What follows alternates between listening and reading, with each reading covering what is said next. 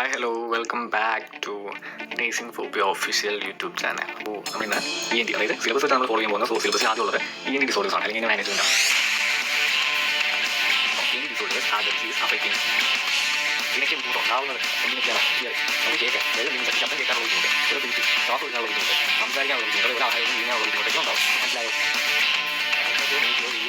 Infection ഉണ്ടായിക്കഴിഞ്ഞാൽ എന്ത് develop ആവുക, ഇൻഫ്ലമേഷൻ ഡെവലപ്പ് ആയി കഴിഞ്ഞിട്ട് ദാറ്റ് ലീഡ്സ് ടു വേദന ഉണ്ടാകുന്ന ഇൻഫ്ലമേഷൻ ഉണ്ടായി കഴിഞ്ഞാൽ റീസൺ എന്നാൽ നമ്മുടെ ത്രോട്ട് ഇൻഫെക്ഷൻ ആയിട്ട് അതിൻ്റെ ഭക്ഷണം എടുക്കാൻ വളരെ ഇമ്പാക്ട്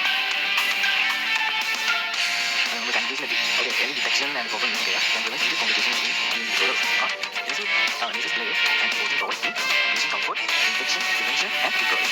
So ഇത്രയുള്ള നമ്മുടെ ഫുൾ വീഡിയോ ഞാൻ യൂട്യൂബ് ചാനലിൽ ഇട്ടിട്ടുണ്ട്. യൂട്യൂബ് ചാനലിൻ്റെ ലിങ്ക് ബയോയിൽ മെൻഷൻ ചെയ്ത് വെച്ചിട്ടുണ്ട്. ഓക്കെ, ഇനി വരുന്ന എല്ലാ വീഡിയോസും നിങ്ങൾക്ക് എക്സാമിന് എന്തായാലും ഹെൽപ്പ് ചെയ്യും. അപ്പോൾ സബ്സ്ക്രൈബ് ചെയ്യാം. Thank you.